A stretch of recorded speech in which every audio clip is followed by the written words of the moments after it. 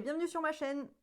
Alors vous vous demandez sûrement pourquoi aujourd'hui j'ai sorti tout ce matériel devant moi. C'est parce que j'ai décidé de vous proposer un nouveau format de vidéo ça va s'appeler Zoom, dans lequel je ne vais pas préparer de projet en particulier, mais simplement accentuer sur une technique ou une astuce qui vous permettra ensuite de l'utiliser pour vos projets.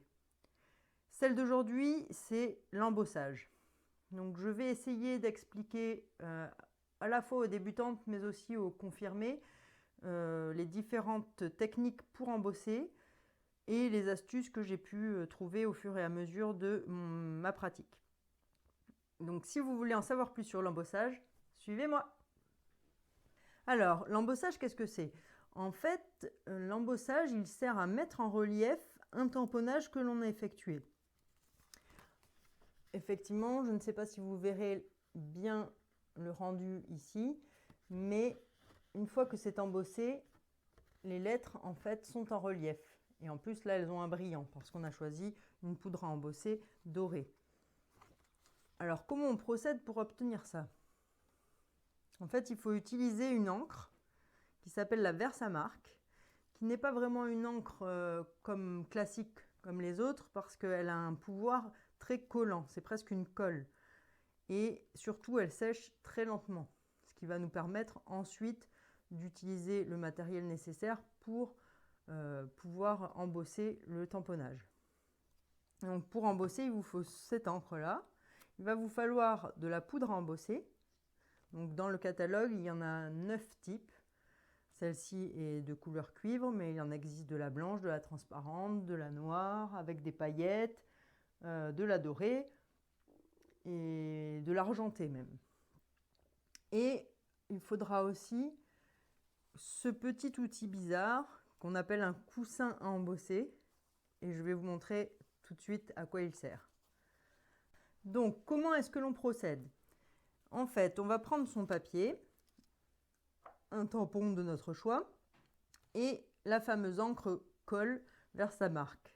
Vous allez encoller ou ancrer votre tampon.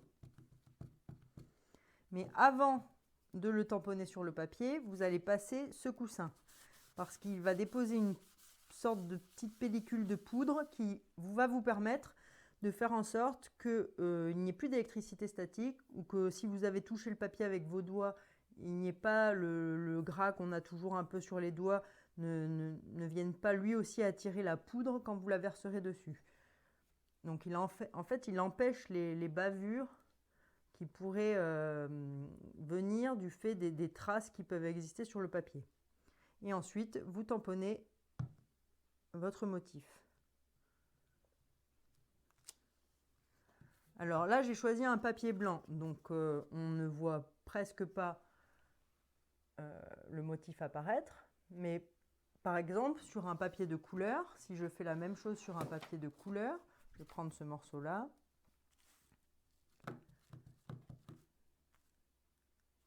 Alors là, je vais passer le coussin.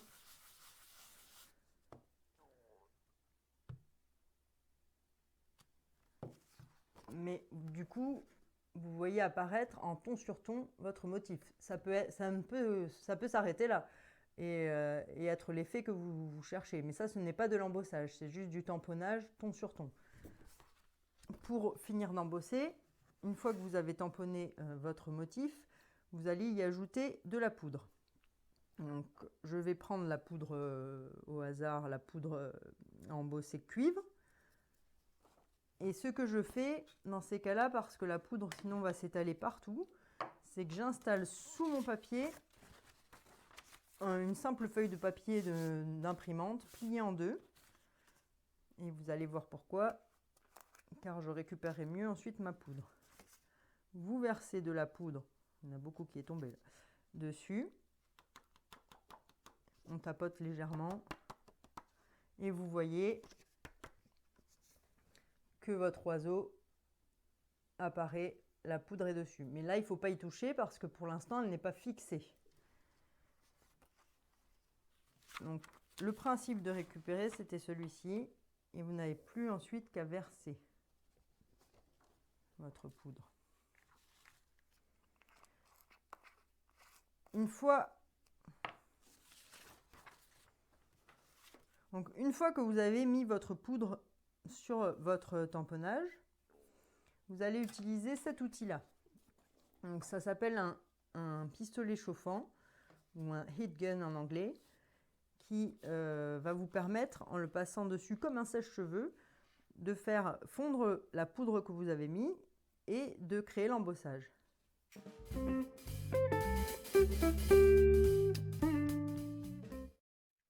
Et voilà le résultat. J'espère que vous le voyez comme il faut. La poudre a fondu et l'effet brillant cuivré est apparu en suivant bien le contour de notre petit oiseau. Donc ça, c'est la première façon réelle d'utiliser la poudre d'embossage et la Versamark. Donc avec la technique de l'embossage, en fait, on va pouvoir allier d'autres techniques pour créer tout un tas de choses différentes. Là, par exemple, j'ai embossé cette fleur en transparent. Je ne suis pas sûre que vous voyez beaucoup et vous vous dites quel est l'intérêt. On ne voit rien, c'est du papier blanc dessous, donc ça n'a pas d'intérêt. Eh bien, si on prend par exemple là un doigt éponge, donc c'est ce genre de petite chose avec de la mousse au bout que vous retrouverez aussi dans le catalogue, et un pad d'encre, peu importe le coloris, là c'est pour l'exemple. Vous tamponnez votre doigt éponge sur le pad, suffisamment pour qu'il soit un peu ancré, et vous allez le frotter tout autour de votre fleur. Et vous voyez déjà l'effet apparaître.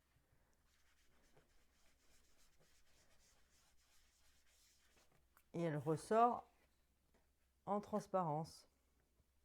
Donc on peut très bien passer un coup de chiffon s'il y a des résidus sur l'embossage. Mais donc du coup, grâce à cette technique, on va pouvoir avoir une multitude de possibilités. Alors ce que je voulais vous dire aussi, c'est que lorsque l'on embosse du papier, en chauffant cette face-là, il se peut que parfois votre papier se déforme un petit peu. Donc pour rectifier ça, il suffit de chauffer soit l'arrière du papier comme ceci, et du coup il se redresse, soit d'utiliser tout bêtement un couvercle, ça c'est un couvercle de boîte à gâteaux en métal, d'installer au moment de chauffer le papier dessus.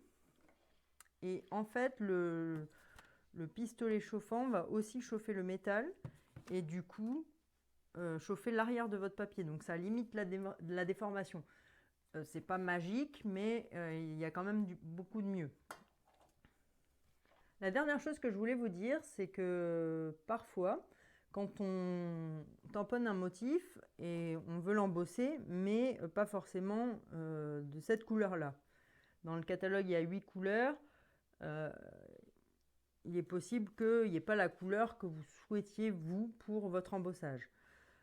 Alors, il y a une petite technique pour pouvoir utiliser les encres comme celle-ci, qui en fait ne sont pas faites du tout pour être embossées, parce que ce sont des encres à base d'eau, et qu'elles sèchent très rapidement, hein, donc elles ne laissent pas le temps à la poudre de pouvoir coller dessus.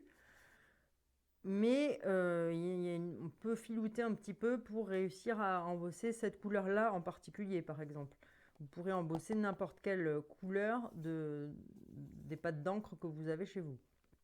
Seulement, ce n'est pas une technique à utiliser fréquemment, à mon avis, parce que ça peut un petit peu abîmer le pad. Alors, à moins que vous ayez des pads en double, à ce moment-là, vous pouvez en consacrer un uniquement à ça. Mais de temps en temps, si vous manque la couleur, c'est possible.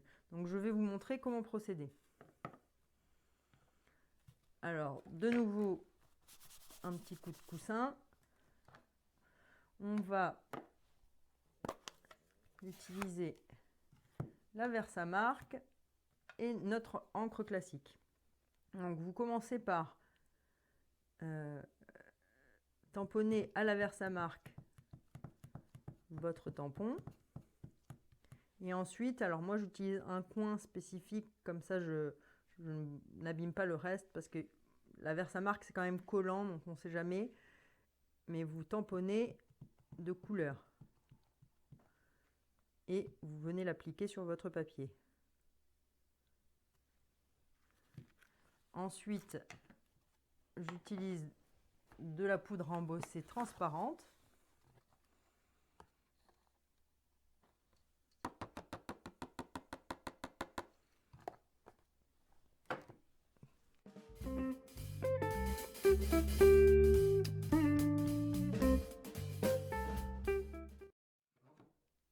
Et vous avez votre motif embossé de la couleur que vous aviez choisie. Donc ça peut être utile quand de temps en temps on a besoin d'une couleur spécifique et qui n'est pas dans les poudres à embosser classiques.